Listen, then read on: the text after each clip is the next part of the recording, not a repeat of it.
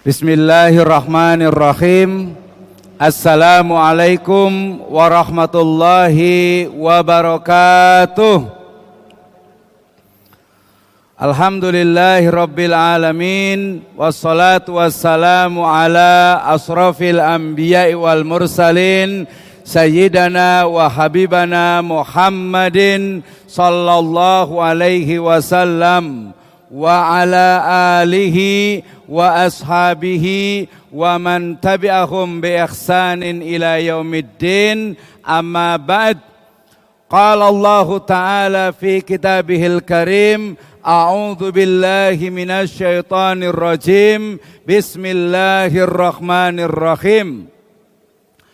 Qala fabima aghwaytani la aq'udanna lahum siratakal mustaqim thumma la'atiyannahum min baini aydihim wa min khalfihim wa an aymanihim wa an syama'ilihim wa la tajidu aktsaruhum syakirin. Wa qala ta'ala aidan, a'udzu billahi minasy syaithanir rajim. Bismillahirrahmanirrahim. Walan tarda ankal yahudu walan nasara hatta tattabi'a millatahum. Amma ba'd, fa'lamu rahimakumullah, fa inna asdaqal hadis kitabullah wa khairal huda huda Nabiyu sallallahu alaihi wasallam. Alhamdulillah, syukur kepada Allah Subhanahu wa taala adalah sebuah keniscayaan. Ia menjadi salah satu dari tanda-tanda keimanan kita sebagai seorang muslim. Salah satu dari bukti syukur kita kepada Allah Subhanahu wa taala adalah implementasi atau pelaksanaan dari syukur tersebut. Apa itu? Yaitu melaksanakan seluruh syariat Allah Subhanahu wa taala. Salah satunya adalah kita diberikan hidayah serta inayah sehingga mampu melaksanakan sholat zuhur secara berjamaah.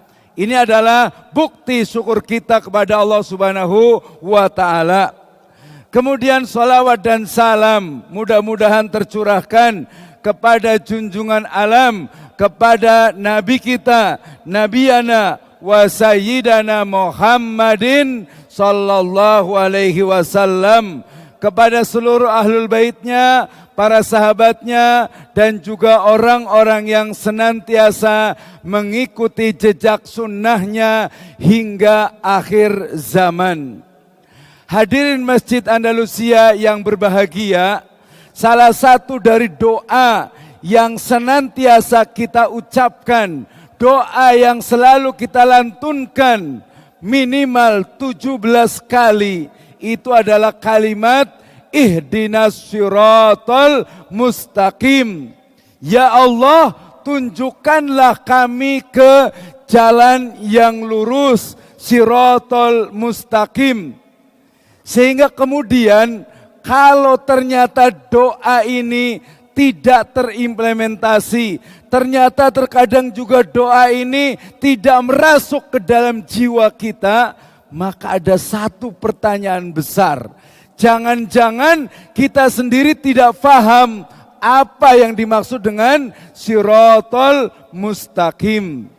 Maka hadirin yang berbahagia, korelasi antara siratal mustaqim dengan tema kita hari ini yang cukup menarik, yaitu berkaitan dengan Islam Nusantara. Satu istilah yang mungkin menjadi satu kontroversi. Kenapa? Karena ada kalimat al-Islam. Kita tahu bersama bahwa Islam itu adalah al-istislamu lillahi bitauhid wal inqiyadu lahu bitta'ah wa bara'atu minasyirki wa ahli. Idzan, kalau begitu Islam itu sudah sempurna. Sehingga kemudian kalau ada penisbatan kepada satu wilayah, kepada suatu budaya atau suatu istilah yang lainnya, perlu adanya apa? Dasar filosofi yang mendasar, yang mendalam, kemudian juga epistemologi yang kuat dan juga aksiologi yang jelas. ketika bicara tentang fenomena Islam Nusantara, maka kita tidak bisa lepas dari salah satu dari firman Allah Subhanahu wa taala dalam surah Al-A'raf ayat ke-16. Allah Subhanahu wa taala berfirman, A'udzubillahi minasyaitonir rajim. Qala fabima aghwaytani la aq'udanna lahum siratal mustaqim. Ini adalah perkataan dari iblis. Yang dia mengatakan, iblis ini mengatakan, oleh karena engkau ya Allah Subhanahu wa taala telah menyesatkanku, menyesatkan iblis, maka la'aqudanna lahum siratal mustaqim. Maka iblis dan bala tentaranya bersumpah akan menggoda, mengganggu dan memberikan jalan-jalan kesesatan bagi manusia. Dari mana? Dari atas mereka, dari samping mereka, dari kiri kanan mereka, dari depan mereka, dan dari belakang mereka. Ya, sehingga kemudian apa? Dari ayat ini kita mengetahui bahwasanya salah satu musuh terbesar bagi umat Islam itu adalah iblis dan bala tentaranya. Mereka tidak akan pernah tinggal diam ketika melihat umat Islam itu mulai menapaki siratal mustaqim. Iblis dan bala tentara tidak akan pernah tidur nyenyak ketika umat Islam itu berada di jalan yang lurus. Ini musuh kita yang pertama, hadirin yang berbahagia. Yang kedua adalah firman Allah Subhanahu wa taala dalam surah Al-Baqarah. Dikatakan walan tardo angkal yahudu wan nasara hatta tattabi'a millatahum. Tidak akan pernah ridho kaum Nasara, kaum Yahudi, sampai umat Islam itu apa? Mengikuti jejak mereka. Dari ayat ini juga kita menemukan fakta bahwasanya orang-orang di luar Islam sana tidak suka dengan Islam. Sehingga kemudian apa? Mereka akan melakukan segenap segala tipu daya untuk menghancurkan Islam, untuk menyesatkan umat Islam. Sehingga kemudian hadirin Masjid Andalusia yang berbahagia, jamaah salat duhur yang berbahagia, salah satu dari kesesatan yang diawali dengan godaan dari iblis dan bala tentaranya serta orang-orang kafir itu adalah apa? Bagaimana agar umat Islam itu terpecah belah, bagaimana agar umat Islam itu apa? Terkotak-kotak dengan organisasinya, dengan partainya, dengan madhabnya, dan dengan golongan-golongannya masing-masing. Sehingga kemudian ketika muncul istilah Islam Nusantara, sejatinya bukanlah sesuatu yang baru, bukanlah sesuatu yang aneh pada diri umat Islam. Dalam artian, kita sebagai seorang muslim sudah sangat dewasa dihadapkan dengan berbagai apa? Berbagai firqah, berbagai apa? Sempalan yang keluar dari Islam.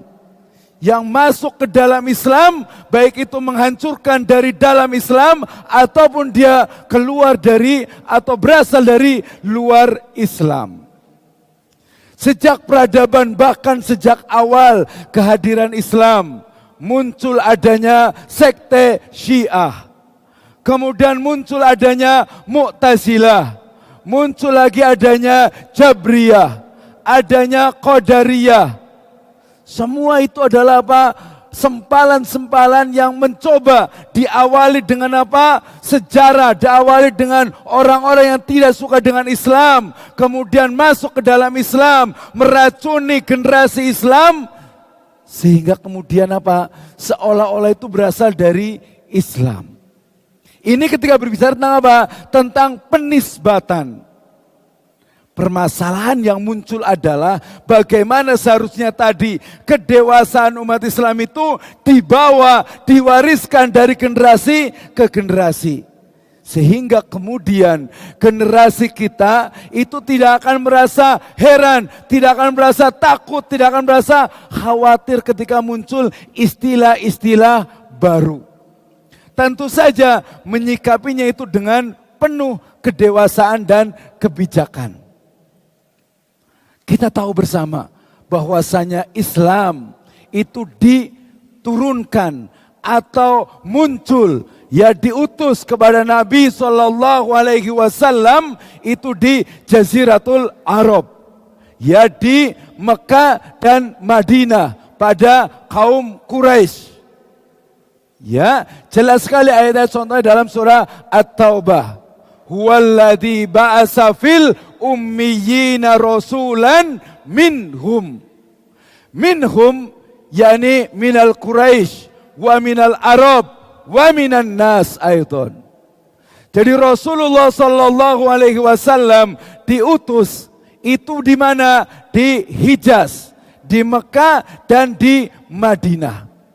Sebagai sebuah wahyu langit, tentu saja di sana ada interaksi, ada konsolidasi antara antara wahyu langit dan juga peradaban bumi.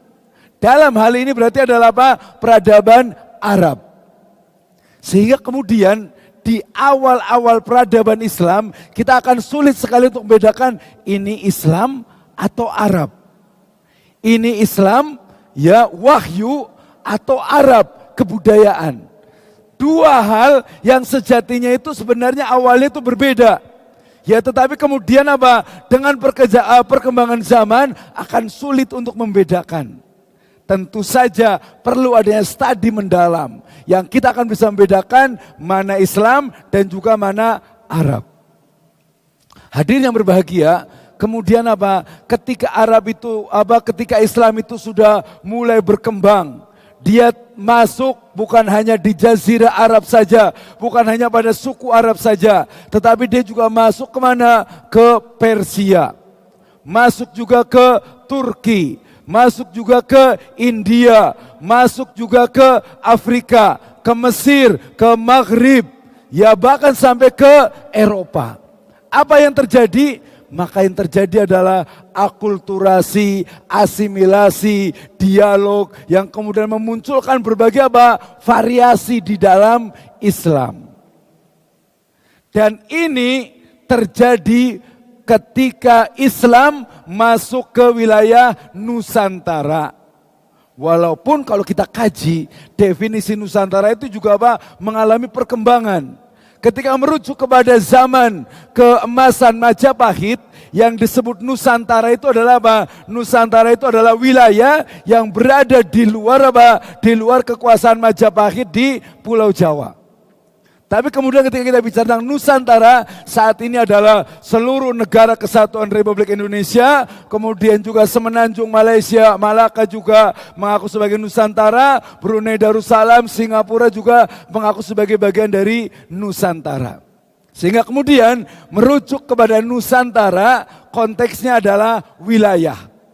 Dan wilayah itu kemudian memiliki satu kultur, satu budaya. Sehingga ada dua yang digunakan.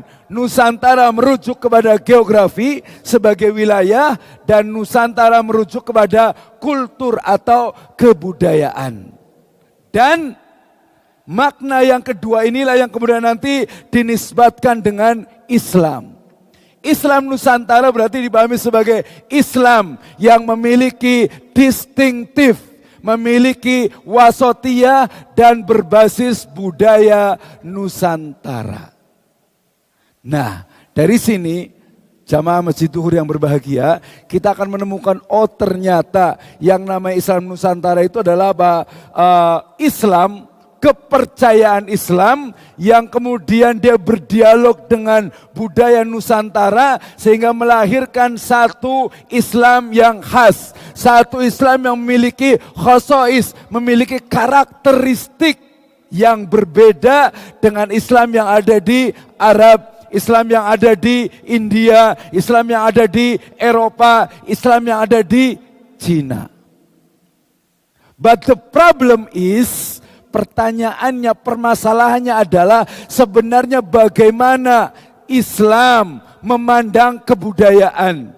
Bagaimana Islam menyikapi beraneka ragam adat budaya yang ada di Indonesia ini.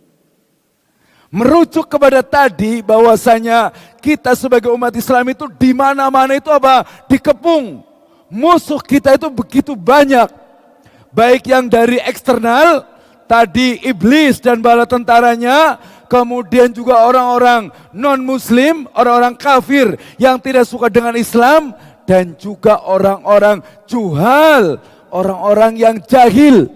Orang Islam yang mereka bodoh, mereka itu munafik dengan keislamannya.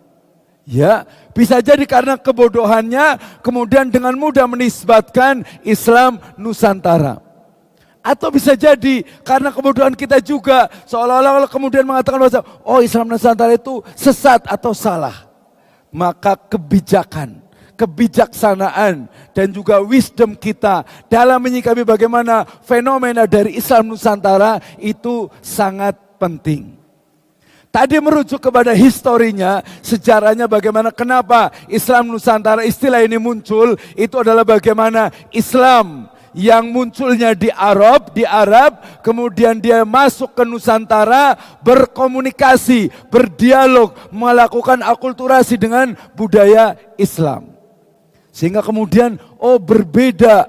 Ya ketika kita melihat umpamanya hijab atau jilbab di Arab itu berbeda. Ya dengan yang ada di Indonesia. Ya jilbab yang ada di Iran umpamanya berbeda yang ada di Indonesia. Orang-orang Arab pakai jubah, orang Indonesia itu pakai sarung dan songkok, peci. Nah, paling penting hadir yang berbahagia adalah memisahkan antara sesuatu yang sifatnya dia adalah tauqifi, sifatnya yang dia itu sudah apa? Sudah konstan, sudah pasti dan tidak berubah, dengan sesuatu yang dia mengalami perubahan. Dia mengalami apa? Dinamisasi. Sehingga kalau kita belajar beberapa kaidah, contohnya ketika dalam masalah kaidah ibadah, maka kita mengetahui namanya apa? Al aslu fil ibadati haramun illa madalad dalil alal amri. Asal dari semua ibadah itu adalah haram dilakukan kecuali adanya contoh. Salat ada contohnya, puasa ada contohnya, haji ada contohnya, sedekah ada contohnya, wakaf ada contohnya. Semua bentuk ibadah itu ada contohnya. Kalau tidak ada, berarti apa? Berarti haram dilakukan. Sebaliknya, ketika itu kaitannya dengan muamalah, kaitannya dengan ekonomi, kaitannya dengan politik, kaitannya dengan keduniaan, maka berlaku al-aslu fil muamalah al-ibahah illa madalad dalil ala tahrim. Asal dari muamalah itu adalah apa? Interaksi manusia dengan manusia yang lainnya. Ini dalam arti yang sempit. Dalam arti yang sempit lagi muamalah itu adalah apa? Iqtisad al-Islamiyah. Merujuk pada yang pertama, muamalah itu adalah apa? Interaksi. Hukum-hukum yang berkaitan dengan interaksi antara satu manusia dengan manusia yang lainnya. Hukum asalnya itu apa? Mubah. Boleh. Ya, jadi semua jual beli itu boleh kecuali ada larangannya. Ya, sehingga kemudian, jadi kalau kita mau jual beli apa saja, kalau tidak ada larangannya secara qat'i di dalam Al-Quran dan As-Sunnah serta ijma, berarti boleh.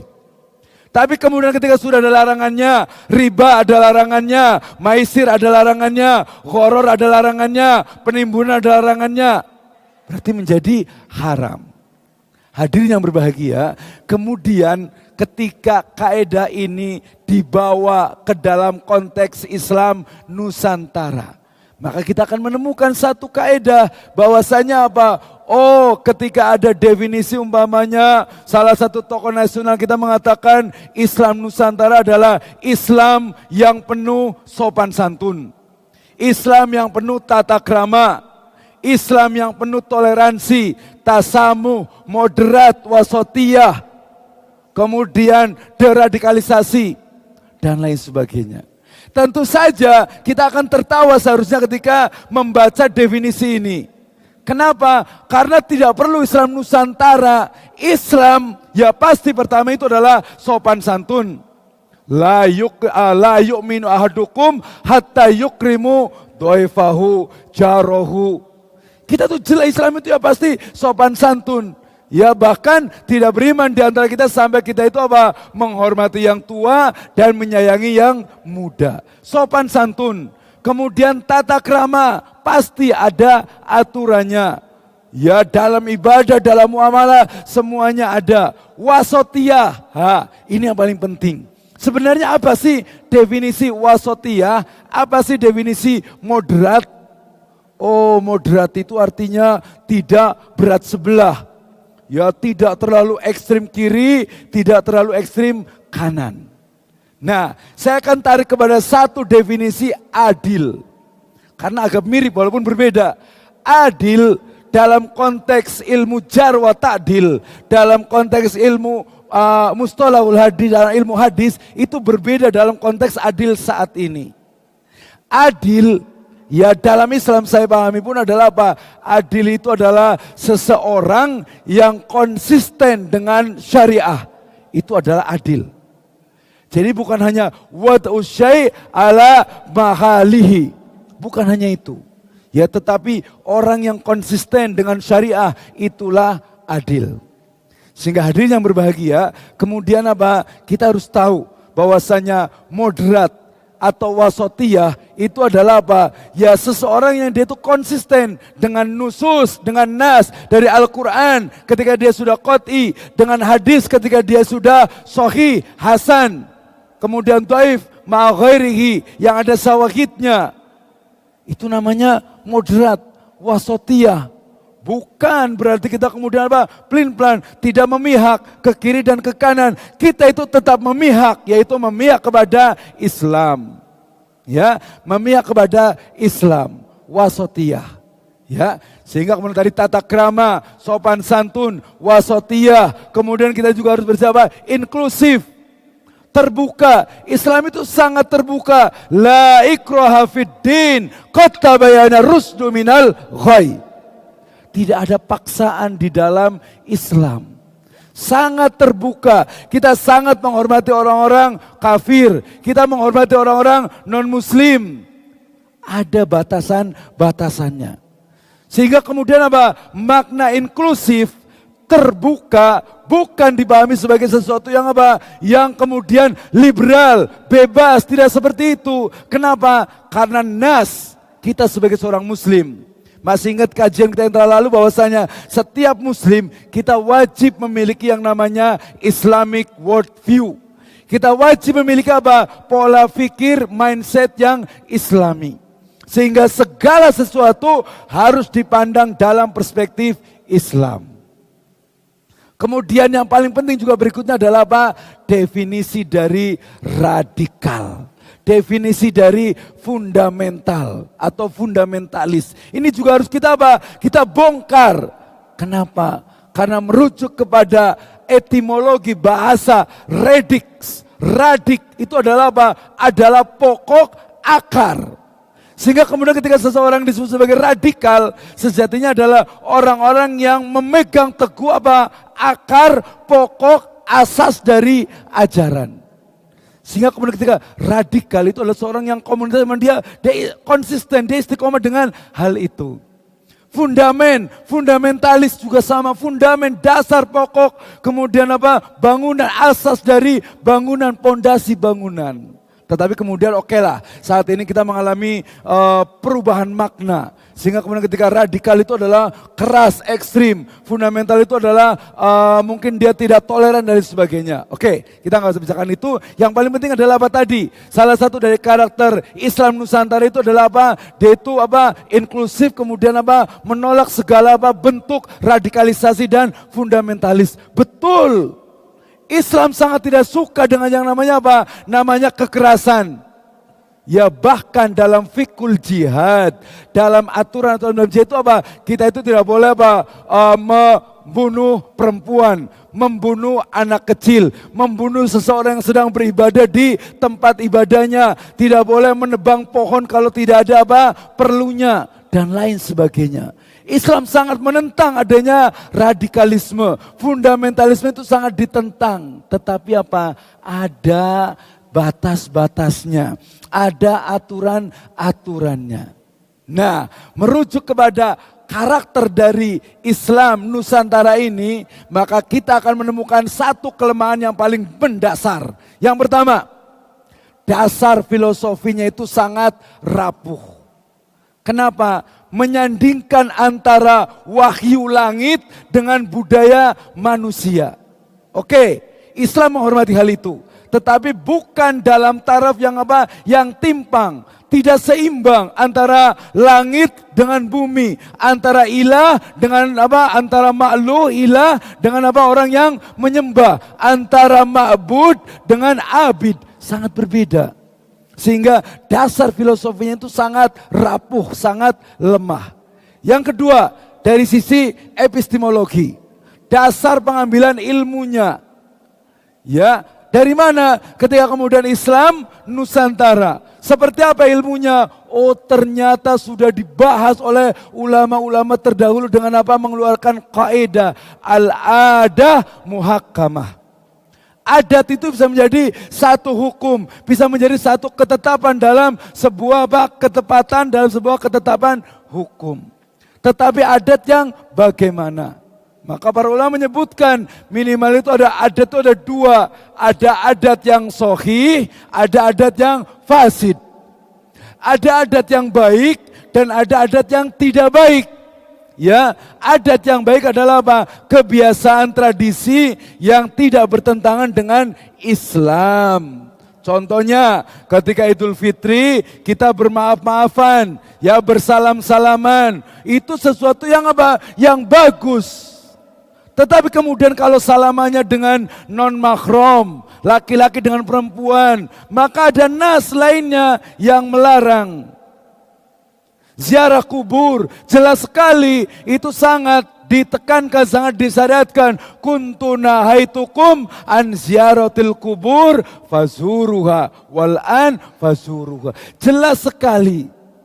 Ya, epistemologi itu sangat lemah sehingga kemudian ketika bahwasanya Islam tadi sudah punya aturan bagaimana Islam itu menyikapi tradisi, menyikapi adat kebiasaan, sudah jelas sekali. Seorang muslim tadi ketika orang Arab itu pakai apa? Pakai jubah, ya pakai sorban. Ketika di Indonesia pakai sarung, pakai peci, ada yang pakai celana panjang. Itu adalah bagian dari muamalah. Sehingga tidak perlu dipertanyakan. Ya antum a'lamu bi amri au bi umuri dunyakum. Sangat jelas sekali. Ya, epistemologi berarti perlu digali lagi. Ya, digali lagi. Dan terakhir, waktu kita sangat terbatas, yang paling penting adalah ternyata apa? Islam Nusantara itu lahir dari yang disebut dengan apa? Dengan ghazul fikr, perang pemikiran. Dan kita ternyata tadi ya berada di perang yang sangat dahsyat. Ketika manusia sendiri berhadapan dengan perang antara manusia dengan iblis dan para tentara yang sangat dahsyat, ternyata kita juga dihadapkan dengan apa? Perang yang maha dahsyat antara manusia dengan manusia yang lainnya, antara umat Islam dengan umat Islam yang lainnya. Tapi insya Allah ta'ala umat Islam dengan umat Islam ini adalah umat Islam yang satu mungkin apa? Jahil, kurang faham. Nah, ini berarti kita juga harus bisa menyikapi. Jangan kemudian menyalahkan begitu saja tanpa adanya ilmu. Ini sangat penting. Ya, hadirin yang berbahagia, berarti perang pemikiran ini harus kita apa? Harus kita masuk di dalamnya. Ya, harus kita bekali diri kita, generasi kita. Apa yang saya maksud dengan Islam Nusantara sebagai hasil dari perang pemikiran adalah bagaimana dimulai faktor eksternal. Islamofobia. Orang-orang yang tidak suka dengan Islam, dia tidak bisa lagi menyerang dari luar, tetapi dia masuk ke dalam tubuh umat Islam. Kita masih ingat bagaimana orientalisme di Indonesia, ya Sunok Hokronyonya, yang dia berpura-pura bahkan sudah tinggal di Mekah sekian tahun, hafal Al-Quran, kemudian beristri dengan orang-orang muslimah di Indonesia, kemudian menghancurkan umat Islam. Sehingga kemudian ketika Islam Nusantara ini muncul, ya itu adalah salah satu dari perang pemikiran yang kita mungkin harus luruskan. Definisinya, dasar filosofinya, epistemologinya, nah terakhir ada aksiologinya. Ketika bicara tentang aksiologi yang digemborkan oleh Islam Nusantara adalah apa? Adalah kita Islam tetapi tidak lepas juga dari budaya Indonesia. Sesuatu sebenarnya yang biasa dalam kajian hukum Islam. Ya, kenapa? Karena jelas sekali kita sudah mengetahui mana ibadah, mana muamalah, mana yang statis, mana yang dinamis, sudah jelas. Ya, sehingga nalarnya itu sangat sangat rapuh, sangat lemah dan sangat mudah untuk dibantah. Ya, kenapa? Oke lah, itu sebagai sebuah ide, sebuah gagasan, sebuah mungkin distinktif. Tetapi kemudian apa? Distinktif ini tidak mengorbankan definisi dari Islam itu sendiri. Ya, sehingga kemudian tadi ada elemen-elemen untuk misalkan Islam Indonesia itu adalah berbeda dengan Islam Arab. Ini lagi-lagi juga perang pemikiran antara Islam Arab, memisahkan antara Islam dengan Arab. Ya, satu kontradiksi yang mungkin memang perlu kajian lebih mendalam. Ya, sehingga kemudian Islam itu tidak mesti pakai jubah, Islam itu tidak mesti pakai peci, tidak mesti pakai sorban. Betul. Ya, tapi kemudian kalau saya mengatakan, Islam itu berarti tidak harus pakai jilbab. Hati-hati. Kenapa? Karena nasnya itu sudah jelas. Ya, dikatakan itu mamanya, dikatakan yudnina alaihinna min jalabibihin. Mamanya, ya ayyuhalladzina amanu atiullaha wa atiur rasul wa ulil amri minkum. Ya ayuhan nabiyyu kulli azwajika wa banatika wa nisa'il mu'minin yudnina alaihinna min jalabibihin. Termasuk budaya-budaya yang lainnya. Budaya, kalau dia sudah ada nasnya dari Al-Quran dan Sunnah, maka dia itu adalah bagian dari Islam. Tetapi ketika itu hanya sebuah kebiasaan yang kemudian tidak ada nasnya, maka itu adalah sebuah bagian dari adat yang kita boleh melakukannya. Kalau baik, ketika tidak baik tidak boleh melakukannya. Hadirin yang berbahagia, mudah-mudahan ini menjadi satu motivasi bagi kita untuk terus belajar Islam kita.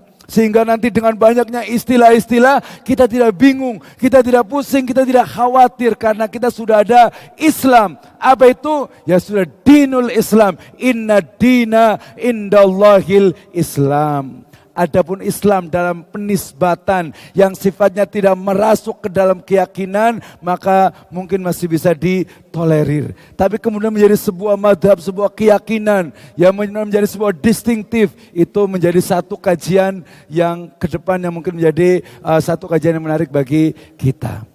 Aku qouli hada, jazakumullahu khairan ala ihtimamikum. Nakhtatim bidoi kafaratul majlis. Subhanakallahumma wa bihamdika asyhadu an la ilaha illa anta astaghfiruka wa atubu ilaik. Alhamdulillahirabbil alamin. Wassalamualaikum warahmatullahi wabarakatuh.